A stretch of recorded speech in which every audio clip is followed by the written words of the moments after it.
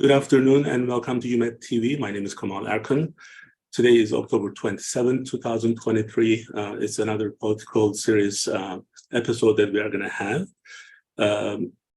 Our Congress, State Representative Sherry Walker Dorsey is going to join us. She's a passionate advocate of positive change in Delaware. She's a public servant. Dedicated her life for Delawareans, and she is running for another important position. And we are going to get to know her more, and I'm gonna, without further ado, I'm gonna bring her on and we can actually start our conversation. And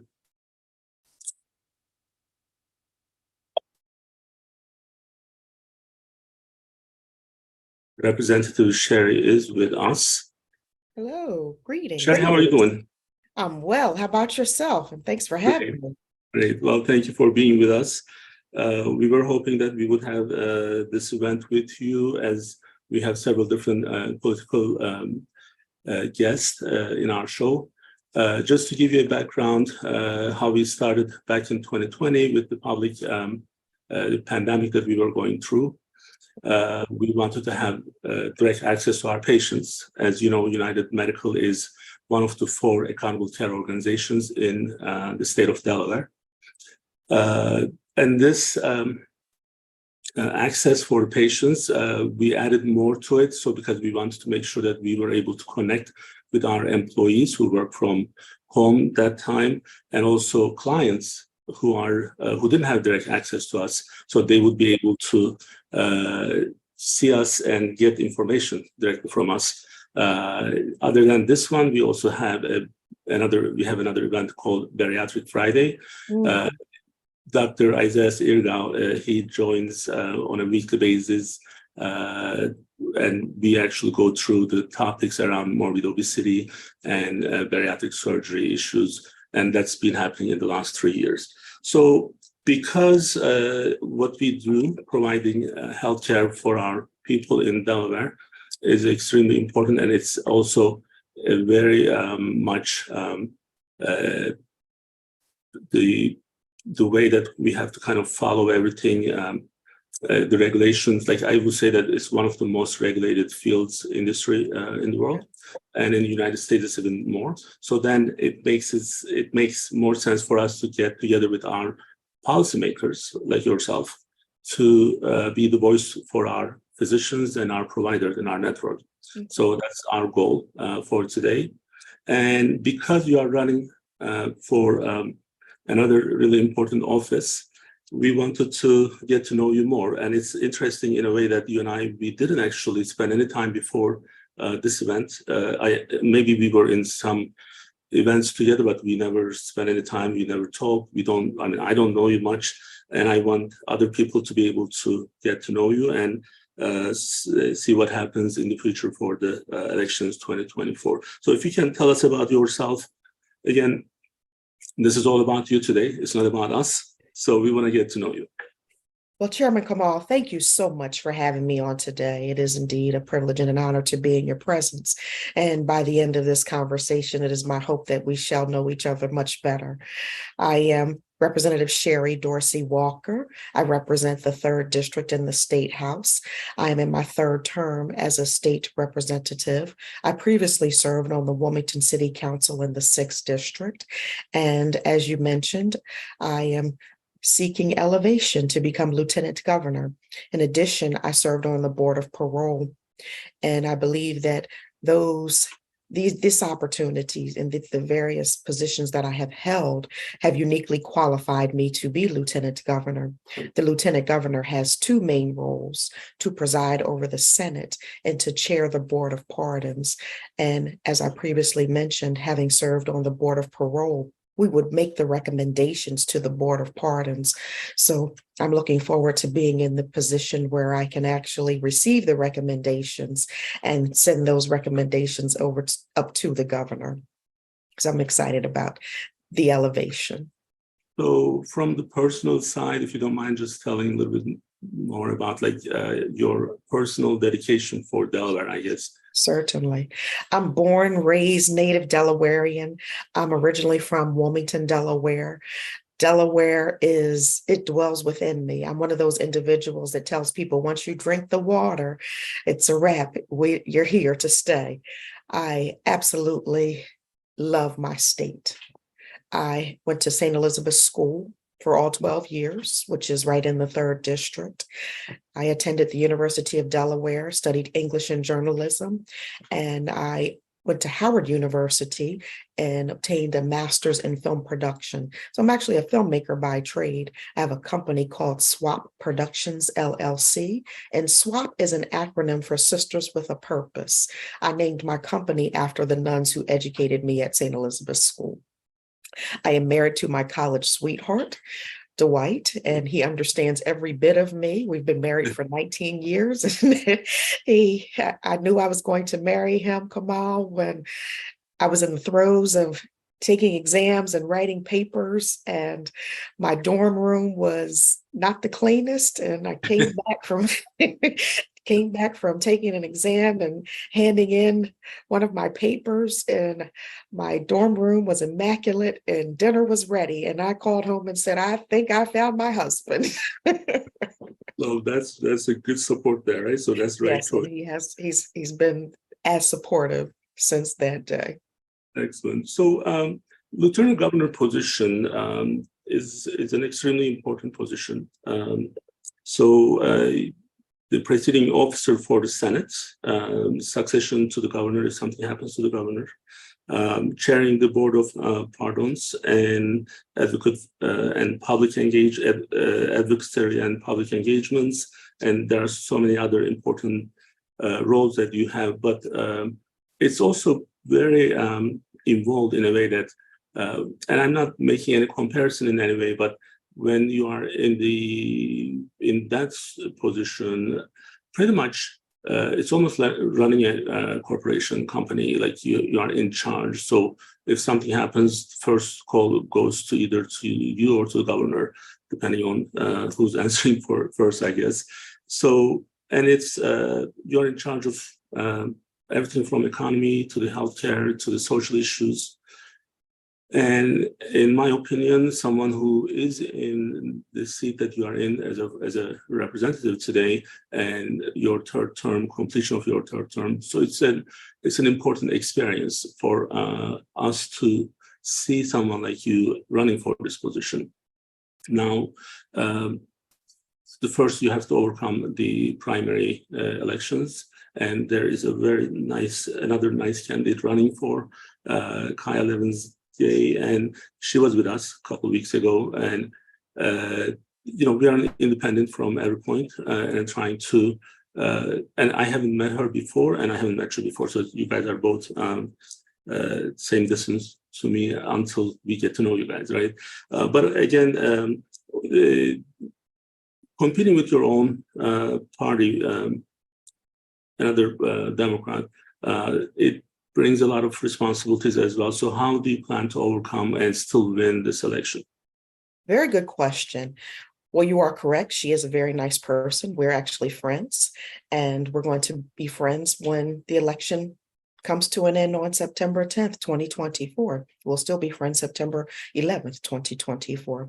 I don't believe in negative campaigning, and there are actually 4 people in this race right now, 4 Democrats. What we do, and this is how I've always campaigned, is I stay on the issues. We may disagree on the issues, but we don't have to be disagreeable. We don't have to be disrespectful. And I believe that we can set the tone for how elections should be run with this lieutenant governor's race. Mm-hmm. So starting with the day one you are elected and now you are in charge in the office, normally I have my questions in different order, but I do want to bring up, just because what happened in Maine, and then this is, one of those habits that we have. So something bad happens, we talk about it for a couple of days and then we forget. So 2 nights ago when I heard the news, and unfortunately the society that we live in, and for someone who was born and raised in Turkey, for 24 years, I was 24 when I got here. never left since then. I'm a Delawarean by choice. And the thing was, as soon as I see the news, unfortunately, and I'm just being honest with you, my first reaction was, I'm hoping that it's not some Middle Eastern name. Mm. Mm. Mm. Just because what's also happening with Israel and the other stuff, and I was, how these things are, the social stigma of every kind of sensitive topic makes people more maybe self-conscious with those things. And then I kind of got upset with myself. I'm like, there are people who lost their lives and people who are injured. And what I'm thinking first thing is, I hope it's not some Middle Eastern guy. Now, Turkey, depending on the day that people have, so we can be on the Europe side or we can be on the Middle East side. So depending on how it is. So that I kind of like really, I don't like the way that I thought. But then I overcome that issue. Now, this problem that we had brings the gun control problem right away, right? So that discussion of gun control, is it related to gun control? If we had better gun control, would this not happen? So in fact, like when we go through, our topics, and not every time we have guests in this show, so then I have to cover this with my another fellow in our business development, Sean. So we prepare and then see, we just discuss those topics between each other. So, but then all of a sudden gun control came up again, because last time we discussed this was maybe the last time when this similar thing happened. Right. So what do you think is the solution for these types of issues that we have, and what's the best approach would be for gun control? That's an outstanding question. Well, first, I'd like to address the first part of what you mentioned, that you were praying that the person wasn't of Middle Eastern descent. It is natural to feel that way when a situation or circumstance arises and you are a person of color or someone who's different. You pray that the individual does not look like you. And that's just how we think, because we know that when one person does something who looks like us, then all of us have done it. And that's just being honest and realistic and having these open, honest conversations so people understand how we feel, that this is how we have to process. Mm-hmm. So upon finding out that he wasn't a Black mm-hmm. person or a person of Middle Eastern descent or a person of color, did it make us feel any better? No, because lives were lost. At the end of the day, what needs to happen is legislators have to make the tough decisions about red flag laws. And Maine does not have any red flag laws. We do have them in Delaware. We have red flag laws. We've done a lot around gun control. And one of the biggest things that we've done is ensure that people who are mentally ill cannot gain access to firearms. We don't want to take away anyone's right to firearms. We know that the Second Amendment exists for a reason. We know that people like to hunt. And in Maine, people do like to hunt. That's part of the culture. And in many other states, even in Delaware. However, we want there to be responsible gun ownership. And that does not say that we don't want you owning a gun, a responsible gun owner. A responsible gun owner is not going to go to a bowling alley and shoot the bowling alley up and hurt people and kill people, and then leave there and go to a restaurant where people are enjoying a night out and then they don't come home. That should never be, yet it happens too often. And that has actually hit home. There was a person who was a victim of a mass shooting in Ohio, and she's my cousin's goddaughter. So she spent Christmases with us, and she will never spend another Christmas with us because someone lost their mind in Dayton, Ohio, and decided to just shoot the block while she and one of her best friends were dining and celebrating their promotions. This cannot continue to happen, yet it does.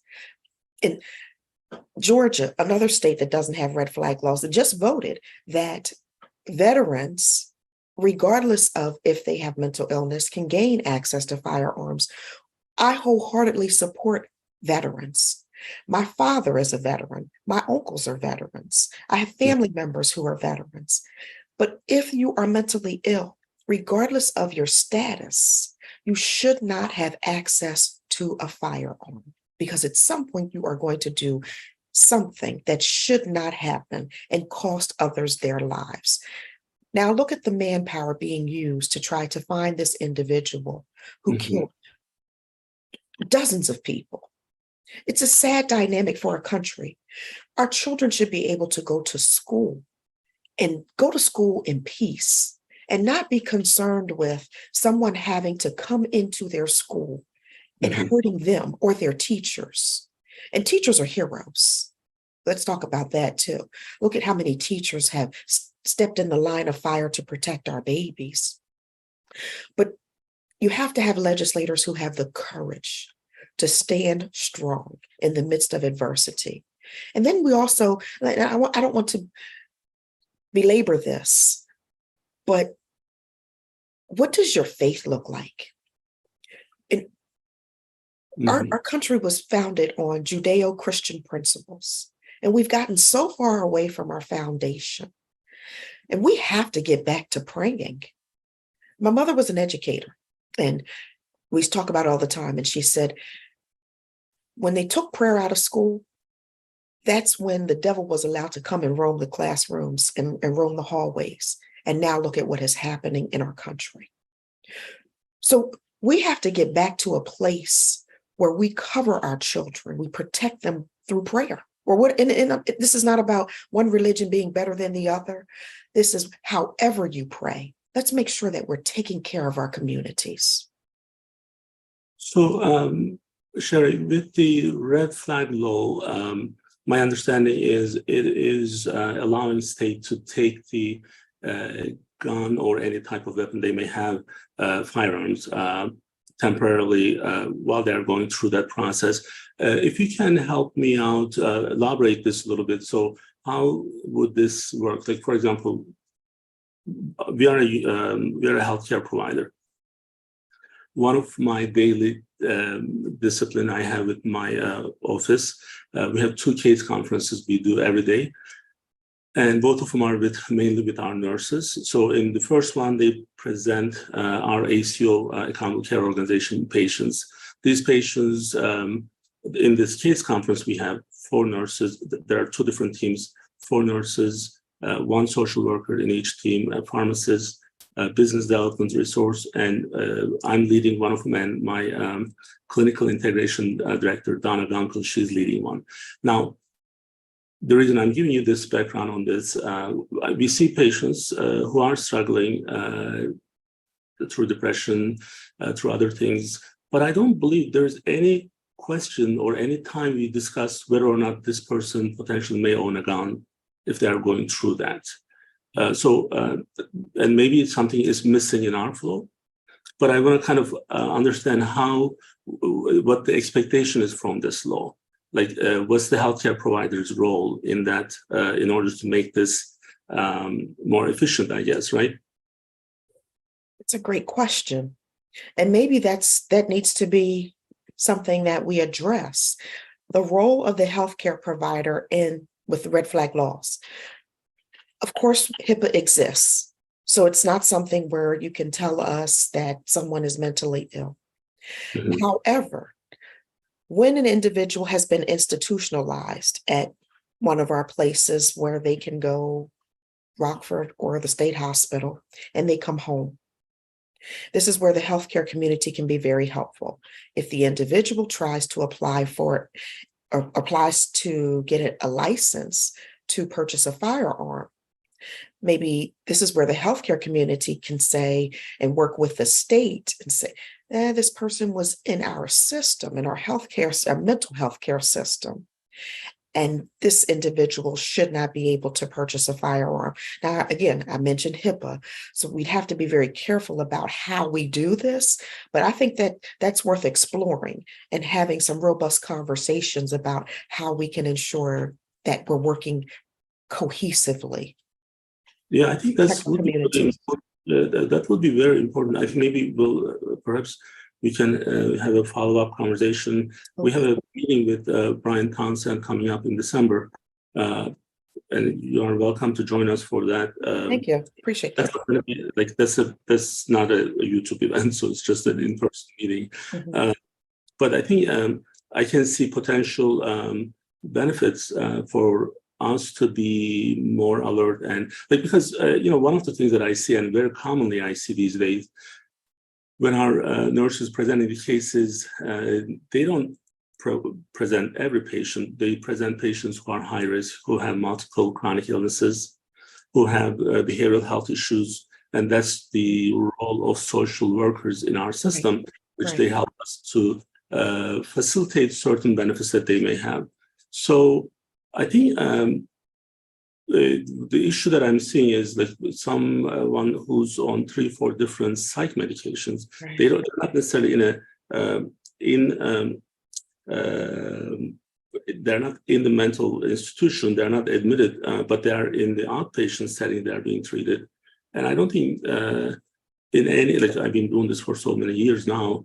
None of we have to talk about the issue of gun control. So perhaps we have to be more alert and really need to educate our people and also work with the state to see if we can be part of the process that you guys are going through, and then maybe we are able to help. Great. Integrating our systems and working together.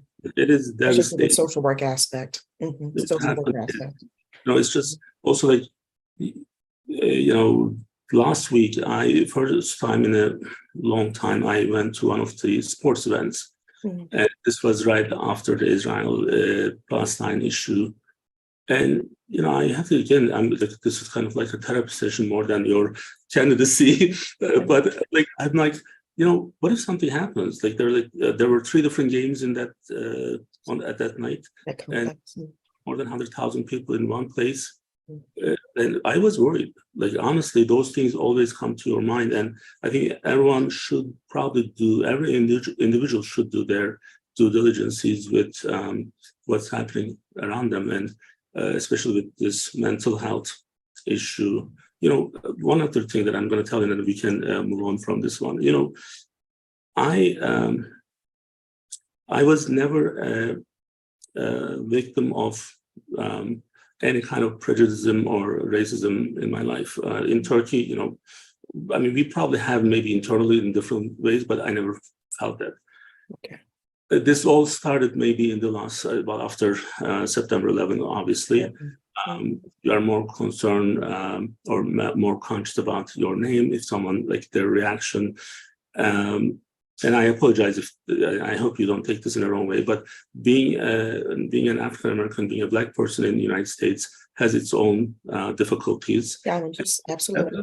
That was the first time I felt like, okay, this is probably what it feels like.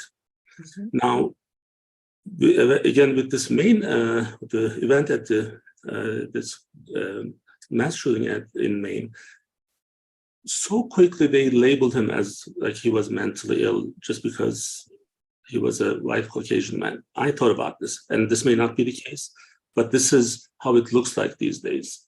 And I'm not really happy with all that. Well, I can agree with you on that because I knew that he was Caucasian as soon, without seeing any photos, when it was stated that he was mentally ill. I said he's Caucasian because people of color aren't given that benefit of the doubt. And it's America, and we're having an open, honest conversation. And these conversations are necessary so that we can move the needle forward, and then we can start getting to some common ground and leveling the playing field. We talk about diversity, equity, inclusion. It really needs to be inclusion first, then the equity, and then the diversity, because you can always throw a brown or a Black face in the room and say, well, we accomplished that, check off the box. But where's the equity and the inclusion? And so even with this situation that happened in Maine, it's so unfortunate. It really is that this individual was able to, he had an AK-47 or an AR-15, whichever one of those high-powered rifles had access to it, had been in a mental institution, and still was able to gain access to that type of firearm. And so when you talk about, experiencing hardships in this country, it's unfortunate that after 9/11, you kind of you started getting an understanding of what it is to be a Black person in America. That's our everyday life. But I'll tell you this, I would not want to be anything but a Black woman in who I am. I have been raised to be proud, to love my culture, to love my people, to love all people. And that's the beauty of being a Black person, of being a Black person raised in the church, because our hearts are such that we are forgiving people. And so much has happened to us, yet we still continue to forgive. Because if we were to harbor everything that happened to us, it would be a different dynamic. But I can't allow myself to be that. And that's why I'm running for office, because my heart is such that I love all people. I have a heart for God's people, and that's everybody. Even the individual who kills someone, I still can find it in my heart to love that individual. And it has happened to my family, where Caucasians killed one of my cousins because he is Black. And yet I found it in my heart to be able to forgive. That's not an easy thing when someone has taken a loved one from you, but you can only do that when you have the love of God in your heart. And so what's happening is these individuals, who's dealing with them, who's treating them, and then they get labeled. If you're Caucasian and you shoot up a store, a school, a church, you're mentally ill. But if you're a person of color, you're a demon, you're a monster. They should have been in jail anyway. This is what they do. No, it's not what we do.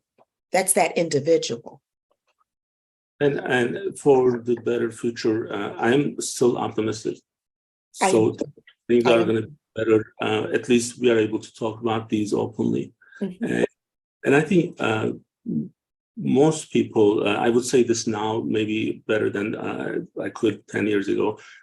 Most individuals now are more aware of these problems, and their understanding is much better. And I'm still optimistic for the future. And hopefully with the good leaders in this state of Delaware, we are going to be able to helping those transitions and changes, and for better Delaware, hopefully. Now, speaking of better Delaware, our education system. So, and when I had this discussion with other candidates from different positions, one thing that I mentioned earlier, I choose to be in Delaware. That was my personal decision, and could have gone to some other places. I didn't. So, and I stay here. So I'm a Delawarean, and I love this state. So, and I want us to do better in every different field, in every different area. And when I see us not doing well in education and a couple other things, but let's focus on the education, it's kind of like, it's heartbreaking that we are not able to do better. So what do you think is happening today, and how we can actually change that, and what would be your plan or your team's plan to do this better? Another outstanding question. I always say education is more political than politics. And I say that because it seems like our educators have to endorse so much just to get to the lesson plan. I am the author of House Bill 198, the prime sponsor, and that was the bill to add Black history to the state's curriculum, because Black history is indeed American history. I do believe, and I did not do that in a bubble. I worked with educators up and down the state. I worked with our students from as far south as Selbyville to as far north as Arden, and all in between. And we coalition built. We worked with everybody who would have some say in making sure that this particular bill would come to pass. Why do I feel like we have so much that we need to do in education? And what does that look like? We have dedicated educators who really love our children. And they are so tired of the policies, the politics, and they're leaving the classroom in drones. What we need to do is incentivize educators. We need to ensure that educators can come into the building, feel safe, that's important, and be able to educate our children. I am in and out of the schools in my district on a regular basis. I volunteer my time in the schools. We need people who are professionals in the community, who are grooming our children for the next. I'm grooming the next state representative. I'm grooming the next city council person. I'm grooming the next educator, because if they can see it, they can believe it, then they can achieve it. What also has to happen in the school system is we need a holistic approach to education. Not every child is going to be able to learn the same way as the other 10 children in the class. And so we have to figure out, how do we ensure that we are bringing every child along and that they're learning at the pace at which they need to learn, and that they are advanced and ready for college if that's what they desire, or if they desire to go straight into the work field, that we're preparing them. If they desire to go straight into the unions, let's get them skilled and trained and ready. But make sure that we're preparing them for the world. One of the things that we're doing at the Bayard School, which is in my district right now, is we are building a vertical farm. We can't build out because we're landlocked, so we can build up. What that's going to do is make the community healthier, wiser. It's going to bring the community together because people like to fellowship around food. The classrooms will be right by the cafeteria. So what we grow will be able to, it'll be able to go straight into the cafeteria, providing healthy options for our children, thus creating a healthier community. And so we passed bills around mental health and mental health awareness and putting wellness centers in schools. And that's important too, because our children are enduring too much. They're seeing too much in our society. We just had conversation around gun control and gun violence.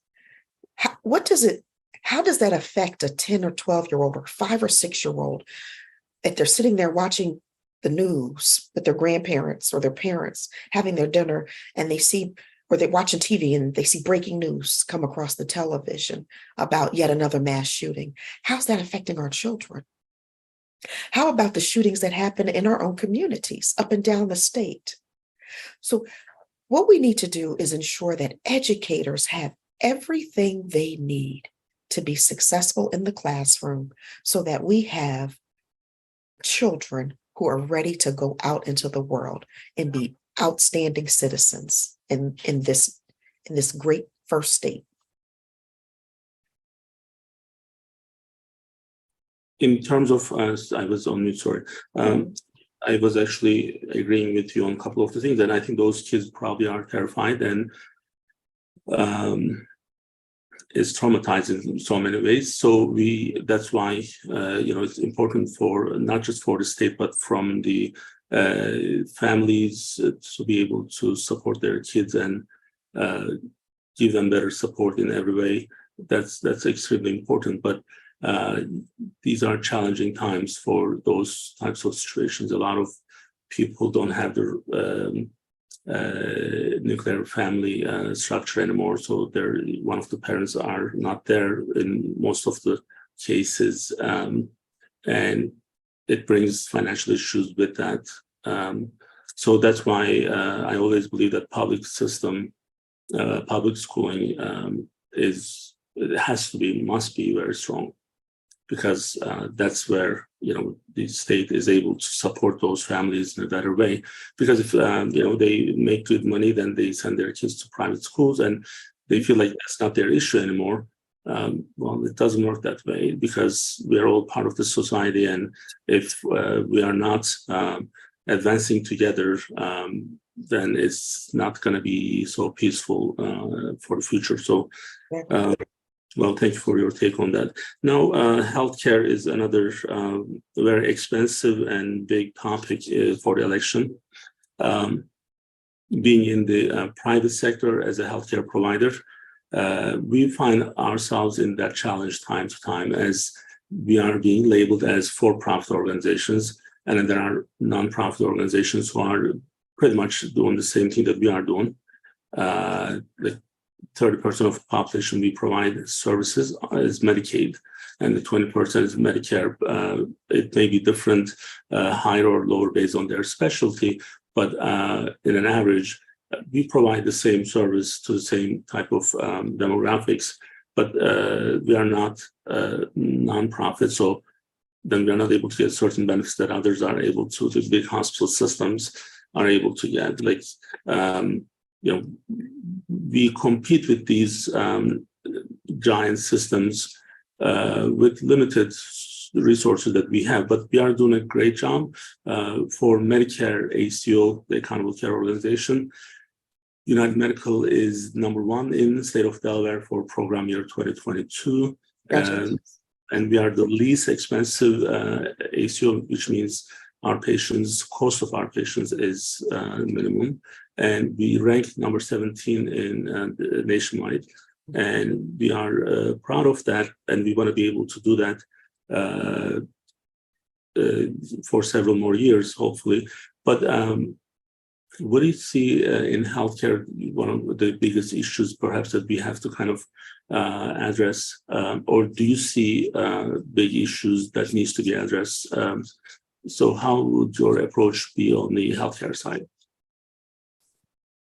Equity and access are two of the biggest things as it pertains to healthcare. St. Francis Hospital is in my actual district, and I'm seeing how they're operating. And I'm using them as the example because they're in my district. Mm-hmm. The willingness to treat the poor person as well as the individual who can afford to pay. And that's what needs to happen in our state. We have relatives in England, and their healthcare system is very different from ours. We had a relative who was diagnosed with cancer in England, one of our aunts. And when she was diagnosed, she was given a caregiver. She did not have to go to work. And she still lives with us. She still lives among us. And I say that because she didn't have the stress of having to go to treatment, having to go to work, having to pay her bills, having to take care of the children, all of the dynamics that exist in Delaware or throughout our nation, but we're talking about Delaware right now. How can we figure out our system so that people can live after they've been diagnosed with COVID, cancer, diabetes, kidney disease? What are we doing to ensure that everyone has the same access to great doctors and great treatment? And quite frankly, it doesn't happen. And a lot of times it doesn't happen based on presentation. I've been at the hospital and I didn't tell anyone. I just gave my name. And it was interesting because the leadership of the hospital was like, "Oh my goodness, we didn't know you were here." But why would I get treated differently because I'm an elected official? Why wouldn't the treatment be the same just based on the fact that I'm a citizen of the state of Delaware? And so seeing it for myself, and I can appreciate that, we want to treat people this way because they're helping and they're serving. I get that. But everyone should have access to that same kind of care that was offered to me. Interesting. Interesting that you would also say that in a way that, you would expect everyone to be treated like, we don't know who's who in many cases. So we are hoping that we are doing the same thing for everyone. But the equity issue is a problem. Now, you mentioned St. Francis, and I do want to take an opportunity here. And every once in a while, I talk about St. Francis, and St. Francis is an extremely important piece especially in Newcastle County. I've been supporting them from the business standpoint personally, just so that they can. We need them to survive, honestly, because if we don't have St. Francis, we are in a huge monopoly in Newcastle County. So, but they have their own issues. They sometimes don't make the best choices. It's kind of like part of a big system, and then they probably don't get enough attention. Hoping that they will be in business, and then we have that alternative for the people in Newcastle County. It's interesting that many people, they have this perception of, oh, if I go to the other hospital, so I'm in a better situation. Well, that's not the case. Same providers, same surgeons, same qualified people are helping. So the only difference is we are going to wait 7-8 hours for a simple appendix surgery in one system versus at St. Francis, they will take you in 30 minutes. So, well, why would you wait for 7-8 hours for the same procedure? For the emergency cases, this is not like an elective case. So St. Francis provides a lot of good options and flexibility for the society, and I hope that they will stay in business. And they also have the Healthy Village that they created, and I've been working very closely with them with that. And just this past week, we did a ribbon cutting for the Hope Commission to create reentry for women, the option for women to have the holistic approach to when they come home from a facility, that they can get the same help that the men have been getting through the Hope Commission. And St. Francis is one of the partners for the vertical farming too. So it's really exciting to have them as a community partner, because St. Francis thinks outside of the box as it pertains to the holistic approach of the individual and making the whole community healthy. I would agree with that. So there are so many other issues, but I think when we were kind of focusing on these main issues, you did address social equity and the criminal issues we kind of address. Anything else that you think that is important for people to know that you would be bringing to the table and you would be leading that in Delaware? Absolutely. I am on the Agriculture Committee, Economic Development, Revenue and Finance. I'm the Vice Chair of Revenue and Finance, and I chair Sunset, and I co-chair Joint Legislative Oversight Sunset. I'm on the Veterans Committee and Judiciary. And on these various committees, they all matter to me. Agriculture is our #1 industry in the state. And many people laugh about it. My papa had this running joke in the family. He said, she's a city girl with country in her heart, because I absolutely love agriculture. Hence the desire and the building of vertical farms, using agriculture to help transform our community. I was just in Sussex Correctional Institution on last week with the Lifers program, the 30th anniversary for that program. And I was invited because the individual shared with me, you were invited because you care. You show us that you care. Since my days of being on the board of parole and even just being engaged in the community, when someone writes me when they are away, I write them back. And one of the individuals, I was at Judy Johnson Park, which is in my district, and we had a health fair, a community event. And one of the individuals who had just come home from being away, returning citizen, I was talking to someone, he said, isn't your name Sherry? And I said, yes. And he said, Dorsey Walker? I said, yes. He said, while I was away, you wrote me. I just came home last week. And he'd been away for many years. He said, I'll never forget your kindness. And that is something I desire for people to know about me.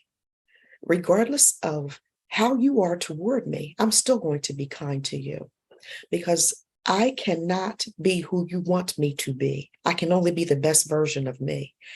And my heart is pure. It doesn't mean I'm a perfect person. But what it means is that when it comes to economic development, I look at how we can benefit all people, not just a certain segment of our state. And that has been happening down through the years. People have been able to build generational wealth through procurement opportunities that has escaped people who look like you and I. And that's why I've sponsored legislation to ensure that that doesn't happen as we move forward. Voting rights matter to me. Making sure that people have access to quality education, affordable housing, All of these things matter to me, and I've done something about them by sponsoring legislation and protecting homeowners and protecting renters. I desire for Delaware to be the absolute best state in the nation. And how can that happen? As you mentioned a little earlier, through good leadership, not just good leadership, great leadership. And it's not a matter of being egotistical. It's a matter of looking at a situation, sitting down, having conversations with people with whom you may not agree, but have a willingness to have the conversation so that we can move Delaware forward. Too often, there have been individuals who've been in office, won't talk to the other people about a situation because you don't like the person. We have to get over, as I call it, the silly season of politics and become adults and really look at situations and see how we can make a difference. We talked about gun control. Again, I mentioned voting rights, affordable housing, economic empowerment opportunities, economic development, banking, insurance, agriculture. How do we do this? We do it together. And at the end of the day, we rise to unify. And I thank you for this opportunity. Well, thank you. Thank you. Well, this is a really good moving discussion. We are trying to bring all the candidates and see how we can actually be the voice for them, also represent our own network. And the goal is for this year, next week we have Sarah McBride, she's going to be with us. And in December, we have Bethany Longhaul and Lisa Rochester. They're going to join us in December. So we'll kind of finish the 2023 cycle. And next year, we want you guys to be back before the primaries again and continue the discussion. And hopefully, I'm sure you'll do great out there. Thank you. So you are probably already doing that, but I know that you will be, you'll do excellent. You'll be a great lieutenant governor, and more for your future. I can see that. We wish you best luck. Thank you, and thanks for having me. Thank you for joining us.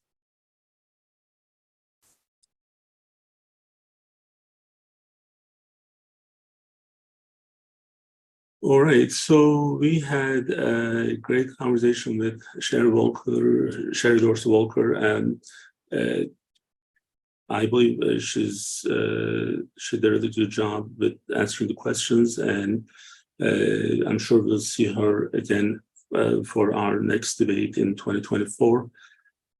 So that's what we have for today, and we thank everyone joining us and listening, and we'll be back next week, the November 3rd, we'll be back with Sarah McBride. And after that, we'll have a couple of weeks break and then back with the other two candidates that we have. So we'll be finishing the 2023 discussions in the political series. Again, we appreciate everyone following us and joining us. Thank you. Have a great week.